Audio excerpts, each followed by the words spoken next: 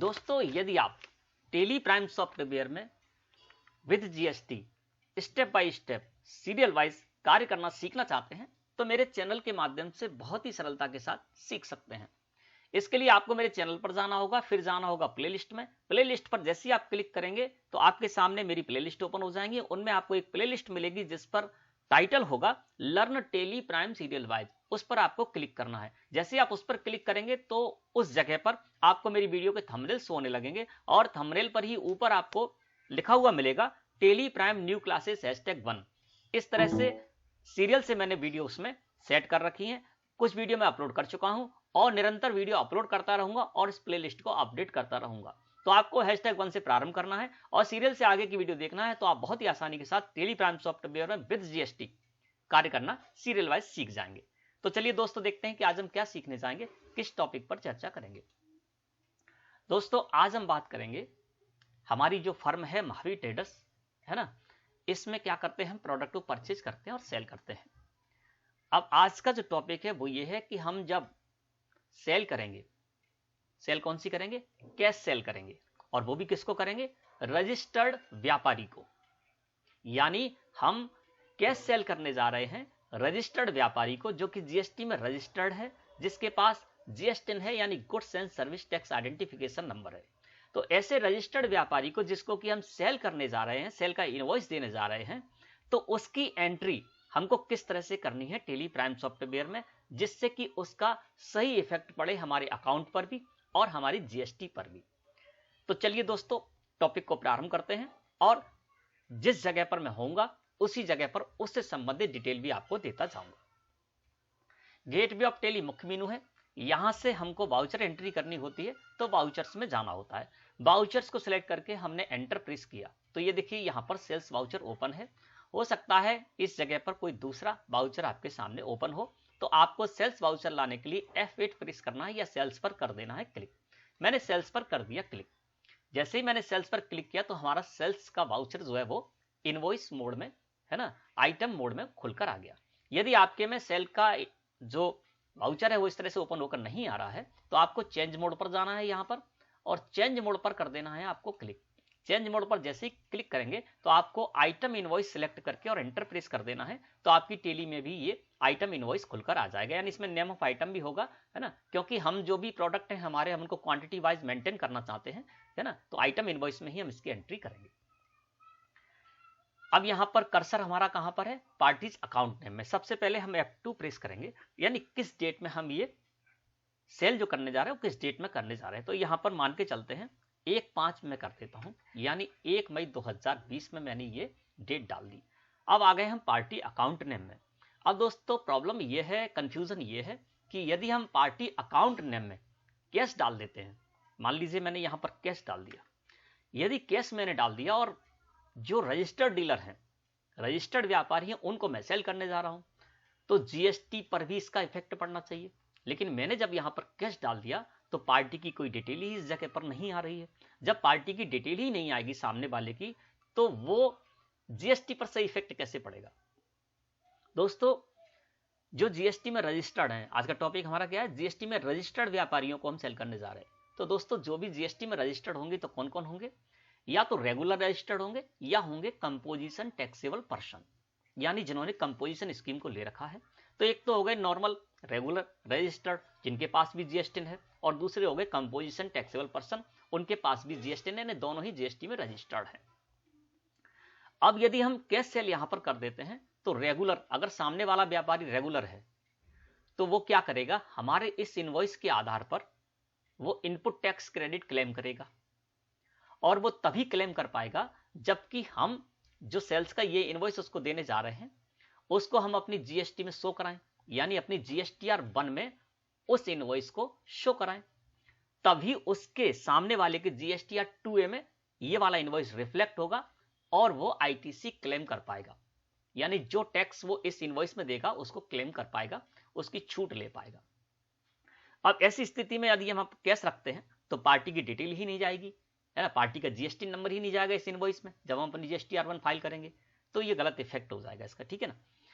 और दूसरी बात करते हैं, जो कंपोजिशन टैक्सेबल पर्सन है उनको यदि हम सेल करते हैं तो उनके भी जीएसटी पर इफेक्ट पड़ना चाहिए, क्योंकि जो सामने वाला कंपोजिशन टैक्सेबल पर्सन है तो उसके GSTR 4A में ये इनवॉइस शो होना चाहिए, और ये तभी शो होगा जबकि हम अपने सेल्स का जो इनवॉइस यहाँ पर बनाने जा रहे हैं, सेल्स वाउचर की जो एंट्री करने जा रहे हैं, उसमें हम उनका यहाँ पर सारी डिटेल दें, यानी उनकी स्टेट दें, उनका नेम दें और उनका GST आदि भी इसमें डालें। तो वो यहाँ पर कहीं भी नहीं हो पा रहा है। कुछ लोग ऐसा भी करते हैं कि जैसे यहाँ पर आए F12 यहाँ पर प्रेस कर दिया। दोस्तों ये F12 कॉन्फ़िगर है, जैसे ही आप F12 प्रेस करेंगे तो कॉन्फ़िगरेशन में आ जाएंगे। यहाँ पर आपको बहुत सारे फीचर ऐसे मिलेंगे जिनमें यस और नो की वैल्यू आप दे सकते हैं। जो भी नो है उनको यस करेंगे तो इससे संबंधित डिटेल आपके सेल्स वाउचर में, सेल्स इनवॉइस में आ जाएगी, है ना, या कॉलम्स आ जाएंगे तो उनमें आप जानकारी डाल सकते हैं। जो भी नो है उनको आप यस करेंगे तो ऐसा कर सकते हैं, और जो यहाँ पर यस हैं वो बाय डिफॉल्ट जो यस हैं वो उससे संबंधित ऑप्शन, उससे संबंधित फीचर आपके सेल्स वाउचर की एंट्री करते समय आ रहे होंगे, ठीक है ना। तो यदि आपको कोई यहाँ पर फीचर ऐसा है जो चाहिए आपको तो आप यस करेंगे और कंट्रोल के साथ ए प्रेस करके इसको एक्सेप्ट कर लेंगे तो उससे संबंधित फीचर जो है वो आपके सेल्स वाउचर में एंट्री करते समय आ जाएंगे।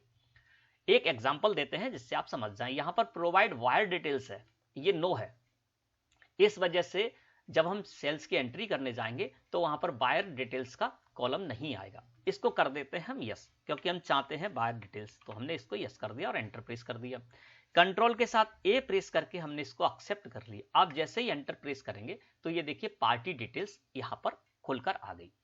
अब इसमें चाहें तो आप ऐसा भी कर सकते हैं, जैसे हम किसी पार्टी को कैश सेल करने जा रहे हैं तो पार्टीज अकाउंट नेम में हम कैश डाल दें और ये पार्टी डिटेल्स है, यहाँ पर लिस्ट ऑफ लेजर्स भी है, तो यहाँ पर जिसको भी हम सेल करने जा रहे हैं उसका यहाँ पर लेजर लगा सकते हैं, इससे भी जानकारी हो जाएगी, यानी GST पर इसका इफेक्ट पड़ जाएगा। अब जैसे मान लीजिए हम यहाँ पर अमन ट्रेडर्स को कर देते हैं, है ना, तो इनका मैंने यहाँ पर लेजर लगा दिया और इनका लेजर लगाते समय हमने जो भी डिटेल दी थी वो आपको इस जगह पर शो हो रही है, ठीक है ना। एंटर प्रेस कर दिया।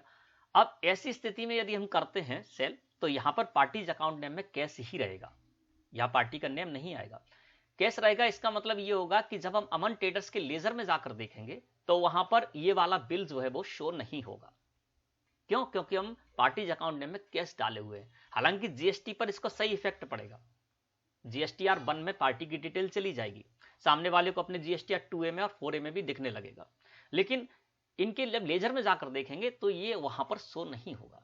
तो इसलिए दोस्तों अच्छा तरीका ये है कि हम जो अपना आपको बता रहे हैं उस तरीके को यदि आप अपनाएंगे तो आपको कोई गलत इफेक्ट भी नहीं पड़ेगा। चलिए जानते हैं वो तरीका। इसके लिए हम क्या करते हैं, इसी जगह पर आ जाते हैं। अब हम क्या करने जा रहे हैं, अमन ट्रेडर्स जो हमारा रेगुलर व्यापारी है जो कि GST में रेगुलर रजिस्टर्ड है ना, उसके लिए हम इनवॉइस देने जा रहे हैं। तो हम क्या करेंगे, यहाँ पर अमन ट्रेडर्स रेगुलर के नेम से मैंने एक लेजर क्रिएट कर रखा है, उसको हमने यहाँ पर लगा दिया। कैसे बनाया है वो आपको बताते हैं। कंट्रोल के साथ एंटर प्रेस किया, है ना, इसको सन्ड्री डेटर्स ग्रुप में रखा है, इसकी जो भी जानकारी है वो मैंने यहाँ पर डाल दी है। और ये देखिए रजिस्ट्रेशन टाइप में रेगुलर रखते हुए उनका GST नंबर मैंने यहाँ पर डाल दिया। किस तरह से सन्ड्री क्रिएटर और डेटर्स के लेजर बनाते हैं इस संबंध में सेपरेट वीडियो मेरे चैनल पर अपलोड है, उसमें सारी सेटिंग्स आपको बताई गई हैं और बहुत ही बारीकी से इस टॉपिक को लिया गया है ना। तो ये मैंने इस तरह से बना दिया। अब यहाँ पर दोस्तों कंफ्यूजन वाली स्थिति ये है, ये वाली पार्टी डिटेल्स यदि आपको नहीं भी चाहिए हो तो आप क्या कर सकते हैं, इसको यहाँ से मैंने बताया था कॉन्फ़िगरेशन में नो कर देंगे, जैसे आप 12 प्रेस किया और इसको कर देंगे no, provide wire details no करके और कंट्रोल के साथ ए प्रेस करके इसको एक्सेप्ट कर लेंगे तो आपके सामने फिर ये बार बार नहीं आएगा यदि आपको इससे प्रॉब्लम होती है, क्योंकि इसमें वही जानकारी आएगी जो कि हम लेजर क्रिएट करते समय दे चुके हैं। और इसके लिए यदि आपको जरूरत नहीं है तो आप इसको ऑफ भी कर सकते हैं, ठीक है ना।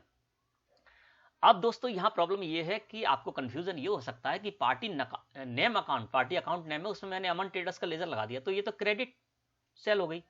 सही बात है, क्योंकि यहाँ पर यदि आपने किसी का नेम डाल दिया तो ये उधार की सेल हो गई। तो कोई बात नहीं है दोस्तों, कितनी देर तक उधार की रहेगी वो मैं आपको बताता हूँ। सेल्स लेजर अभी हम इसको क्रेडिट ही मान लेते हैं, सेल करने जा रहे हैं। यहाँ पर हमने ले लिया सेल्स लेजर में सेल्स। अब जो हम इनको सेल करने जा रहे हैं वो प्रोडक्ट हम यहाँ पर डाल देंगे। दोस्तों मैंने जो तरीका बताया है उस तरीके के हिसाब से यदि आप कार्य करेंगे तो यहाँ पर जैसे ही आप स्टॉक आइटम आप यहाँ पर जो भी आप है सेल करने जा रहे हैं उसको आप यहाँ पर डालेंगे और इसके साथ ही साथ यहाँ पर कब CGST लगना है, कब SGST लगना है वो अपने आप यहाँ पर लग जाएगा। जैसे हम CGST और SGST के लेजर लगाएंगे और IGST कब लगना है वो भी लग जाएगा। कैसे लगेगा, क्या होगा, वही सब कुछ मैं अपनी पिछली जो वीडियो है उन्हें बता चुका हूं। तो नेम ऑफ आइटम में यहाँ पर एक आइटम है जो कि हम इनको सेल करने जा रहे हैं, उसको हमने शुगर स्टॉक आइटम है और इस पर 5% मैंने टैक्स सेट कर रखा है क्योंकि इस पर 5% है ना। और 200 की क्वांटिटी है, 50 रुपए पर केजी के हिसाब से हम इनको बेचने जा रहे हैं। एक हमारा स्टॉक आइटम आमंड्स, जिसको कि हम 50 की क्वांटिटी में 200 रुपए पर केजी के हिसाब से बेचने जा रहे हैं। तीसरा हमारा स्टॉक आइटम है सुपारी, है ना, जिसको कि हम 40 की क्वांटिटी में 250 रुपए पर केजी के हिसाब से बेचने जा रहे हैं। और चौथा जो हमारा स्टॉक आइटम है साल्ट, 400 किलोग्राम 25 रुपए के हिसाब से बेचने जा रहे हैं, ठीक है ना। अब दोस्तों यहां पर क्या हुआ कि जो भी स्टॉक आइटम है वो हम बेचने जा रहे हैं, उनको हमने यहां पर डाल दिया, एक एंटर प्रेस किया। अब हमारे पास कोई स्टॉक आइटम नहीं है तो एक एंटर और प्रेस करेंगे। और यहां पर दोस्तों ये कौन सी पार्टी है, कहां की है, मध्य प्रदेश की पार्टी है ना। अमन ट्रेडर्स जो है ये मध्य प्रदेश की पार्टी और हमारी कंपनी भी मध्य प्रदेश में है। तो जब अपनी स्टेट में यदि हम सेल करेंगे किसी को तो वहां पर सीजीएसटी यानी central goods and service tax और एसजीएसटी यानी state goods and service tax जो है वो लगेगा। तो जैसे ही हमने सीजीएसटी और एसजीएसटी के लेजर लगाए तो यहां पर अपने आप टैक्स कैलकुलेट हो गया। अब इसमें बताते हैं दोस्तों कि ये कैसे हुआ, टेली को ये कैसे पता चला कि यहां पर देखिए 5% वाला आइटम भी, 12 वाला भी, 18 वाला भी एग्जेम्प्ट भी है, इस पर कोई भी नहीं है, साल्ट पर कोई भी टैक्स नहीं है। तो ये जो टैक्स उसने कैलकुलेट किया, इसको कैसे पता चला कि इतना ही टैक्स होगा। शुगर पर 5% करना है, आमंड्स पर 12%, 18%, सुपारी पर और साल्ट पर कुछ भी नहीं करना है। और ये उसको कैसे पता चला कि सीजीएसटी और एसजीएसटी लगेगा। यदि हम यहाँ पर आईजीएसटी का लेजर लगाते हैं तो यहाँ पर कोई भी कैलकुलेशन नहीं होगी। तो वो दोस्तों मैंने वो तरीका जो आपको बताया है उस तरीके से आप काम करेंगे तो ये अपने आप इस तरीके से हो जाएगा। यहाँ पर एसजीएसटी फिर से लगा देते, ठीक है ना। ये आगे अब ये होगा कैसे, क्योंकि अमन ट्रेडर्स का जो मैंने लेजर क्रिएट किया और लेजर क्रिएट करते समय वहां पर स्टेट डाल दी थी इनकी मध्य प्रदेश। तो टेली को ये पता चल गया कि हमारी कंपनी की डिटेल हम दे ही चुके हैं तो मध्य प्रदेश में है और अमन ट्रेडर्स भी मध्य प्रदेश में ही है, तो यहाँ पर सीजीएसटी और एसजीएसटी कैलकुलेट होगा, ये उसको पता चल गया।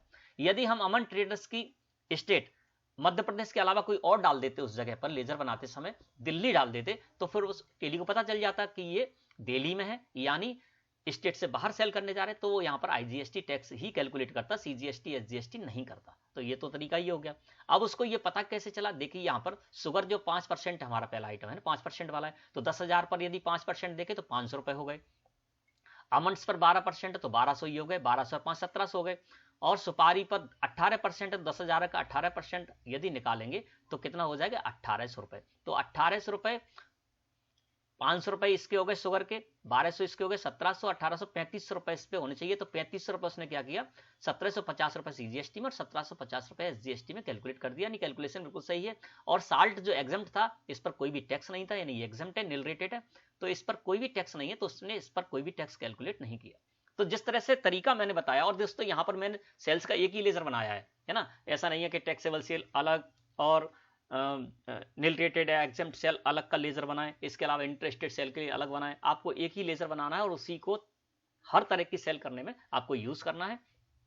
और सीजीएसटी एसजीएसटी के जो लेजर है वो भी आपको एक ही बनाने, आउटपुट इनपुट नहीं करना है। और क्या करना है, मैंने जो तरीका बताया उसमें क्या किया है कि जो स्टॉक आइटम है उस पर जो भी टैक्स है वो उसी समय जब हम स्टॉक आइटम बनाएंगे उस पर, उस प्रोडक्ट पर यानी उस स्टॉक आइटम पर जो भी टैक्स है उसी जगह सेट कर देंगे बस, और कहीं भी सेट नहीं करेंगे। ना तो हम सेल्स वाउचर में सेट करें, वो सेल्स का जो लेजर है उसमें सेट करेंगे, ना ही सीजीएसटी और एसजीएसटी के लेजर में सेट करेंगे, ठीक ना। कहां करेंगे, और यही आपको करना है। ये सबसे अच्छा तरीका है कि जो जीएसटी का टैक्स है वो कहीं भी आपको सेट नहीं करना है। जब आप स्टॉक आइटम बनाए किसी प्रोडक्ट के नाम से स्टॉक आइटम बनाने जाएं तो उस स्टॉक आइटम पर जो भी टैक्स है वो उसी जगह पर सेट कर दें, तो ये अपने आप कैलकुलेशन अच्छी तरह से हो जाएगी। अब दोस्तों हमने क्या किया, ये एंट्री तो कर दी, लेकिन ये अभी एंट्री कौन सी, उधार की है। अब हम आ जाते हैं नरेशन में। नरेशन में हम क्या करेंगे, यहां पर एक टिप्पणी लिख देते हैं। क्या लिख दिया मैंने, we received amount of this invoice in cash. हो गया कैश की सेल, और इसका इफेक्ट भी बढ़िया पड़ेगा, सब जगह आपका सही इफेक्ट पड़ेगा। इसके अलावा अमन ट्रेडर्स के लेजर में जब भी हम जाकर देखेंगे तो हमारी ये एंट्री, ये इनवॉइस शो होगा, तो रिकॉर्ड में रहेगा हमारे पास।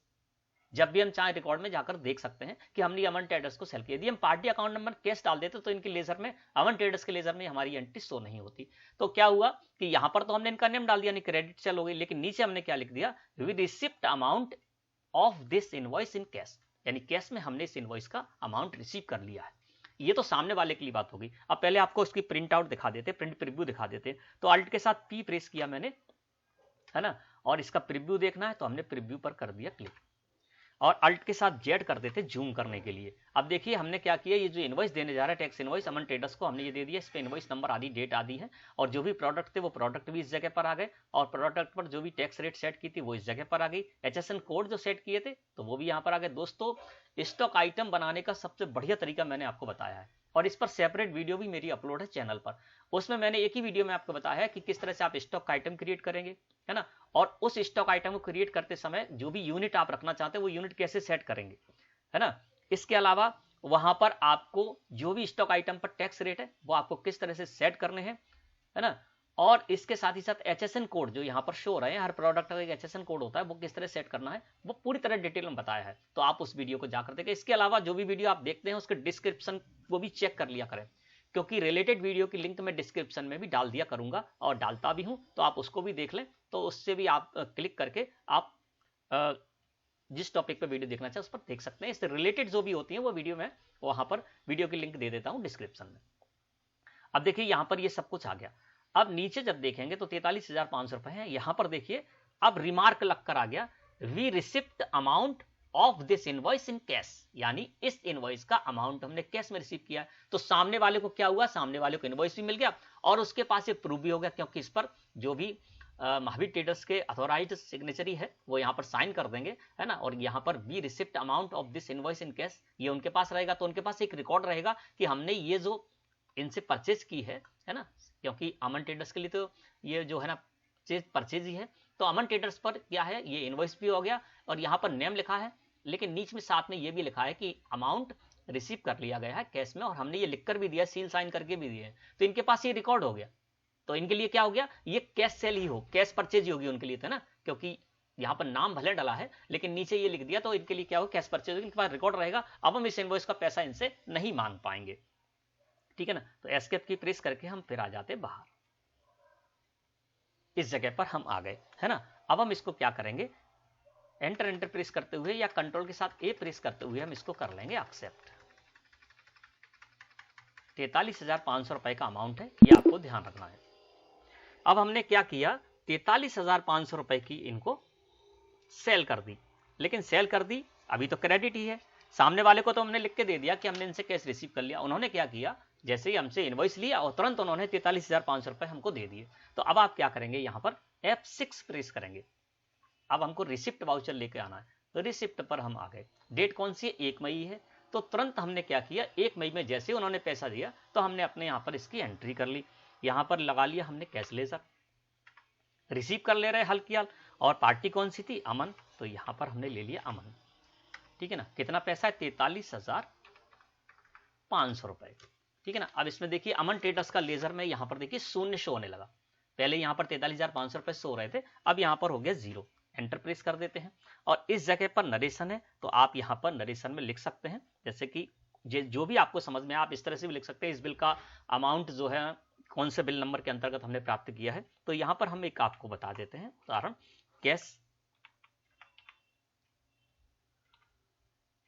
Cash receive against invoice number, ठीक है ना। कौन सा इनवॉइस नंबर था हमारा, MT/2021/1, ठीक है ना। तो यहां पर हमने क्या लिख दिया, cash receive against invoice number MT/2021/1। तो सामने वाले को जब हमने इनवॉइस दिया था उस इनवॉइस पर हमने लिख के क्या दे दिया था कि हमने कैश रिसीव कर लिया, इस बिल के अगेंस्ट जो अमाउंट था वो हमने रिसीव कर लिया, उसके पास सबूत हो गया। अब हमने क्या किया, उस बिल में भी लिख रखा था हमने नरेशन, तो जब चाहेंगे तो उस बिल को ओपन करेंगे तो पता चल जाएगा कि इस बिल का हमने अमाउंट रिसीव कर लिया है। इसके अलावा रिसिप्ट वाउचर में जो हमने एंट्री कर रहे हैं 43,500 रुपए को रिसीव करने की कभी जरूरत पड़ी कि हमने 43,500 रुपए किस के लिए रिसीव किए, तो हमने यहाँ पर लिख दिया cash receive against invoice number भी डाल दिया, यानी इस इनवॉइस नंबर के अगेंस्ट में हमने ये 43,500 रुपए लिए। अब हमने ये एंट्री कर दी। अब हम देखते हैं यहां से DAL प्रेस करेंगे तो लिस्ट ऑफ लेजर में आ जाएंगे और यहां पर चलते हैं हम अमन ट्रेडर्स के लेजर में। तो देखिए अमन ट्रेडर्स के लेजर में अब यहां पर दोनों ही एंट्री हमारी शो होने लगी, यानी ये रिकॉर्ड में हो गया। देखिए सबसे पहले 1 मई में सेल किया हमने, तो देखिए 43,500 रुपए यहाँ पर डेबिट हो रहे हैं, और कैश में हमने रिसीव भी कर लिया हाल की हाल 43,500 रुपए। बैलेंस देखेंगे तो यहाँ पर क्लोजिंग बैलेंस हो गया 0 ना, तो ये क्या हुआ, कैश सेल ही हो गई। तो इस तरह से यदि आप करेंगे तो आपके पास रिकॉर्ड रहेगा और इसका कहीं भी कोई भी गलत इफेक्ट नहीं पड़ेगा, जीएसटी पर भी गलत इफेक्ट नहीं पड़ेगा, सब जगह इसका गलत इफेक्ट पड़ेगा और आपके अकाउंट पर भी कोई भी गलत इफेक्ट नहीं पड़ेगा, क्योंकि ये नेम डाल के भले ही हमने सेल कर दी थी लेकिन हाल ही हमने एंट्री कर ली कैश रिसीप्ट की, है ना, तो ये इस तरह से खो गया। इसी तरह से जो कंपोजिशन टैक्सेबल पर्सन है उनके लिए भी आप करेंगे, कहीं कोई फर्क नहीं होगा, बस इतना है कि जब आप लेजर क्रिएट करेंगे उनका, है ना, तो वो मैं बता देता हूं एक आपको। यहां पर एक लेजर मैंने क्रिएट करके रखा था कंपोजिशन टैक्सेबल पर्सन का, यहां से लेजर में जाएंगे और लेजर में जाने के बाद हमने जो नेम से बनाया था कंपोजिशन का वो बताते हैं आपको। विजय किराना स्टोर के नाम से मैंने एक लेजर यहां पर बनाया था, ठीक है ना। तो यहां पर क्या करते हैं, हम ले लेते हैं विजय किराना स्टोर, है ना। विजय किराना स्टोर पर जब हम आएंगे यहां पर ये देखिए विजय किराना स्टोर कंपोजिशन, तो कुछ नहीं करना है आपको, विजय किराना स्टोर कंपोजिशन मैंने यहाँ पर लिख दिया दिखाने के लिए, सन्डी डेटर्स के अंतर रखना है और यहाँ पर बस आपको क्या करना है, रजिस्टर्ड टाइप में कंपोजिशन कर देना रेगुलर की जगह बस। और इनके पास भी जीएसटी होता है तो इनका जीएसटी जो भी है वो आप डाल दें, और जिस तरह से मैंने ये सेल की है उसी तरह से इनको भी कैश सेल जब आप करेंगे तो इस तरह से कर सकते हैं। पिछली वीडियो में मैंने क्रेडिट सेल के बारे में बताया है कि क्रेडिट सेल आप कैसे करेंगे, चाहे आप रजिस्टर्ड डीलर को करें, चाहे आप अनरजिस्टर्ड डीलर को करें, चाहे आप कंज्यूमर को करें, चाहे आप कंपोजिशन टैक्सेबल पर्सन को करें। तो वीडियो आप चाहें तो देख सकते हैं। वीडियो अच्छी लगी हो तो लाइक करें दोस्तों, चैनल को सब्सक्राइब करके बेल आइकन को प्रेस करके और ऑल पर अवश्य क्लिक कर दें, जिससे कि आगे जो भी वीडियो मैं अपलोड करूंगा उसको नोटिफिकेशन आपको समय पर मिलता रहे। धन्यवाद।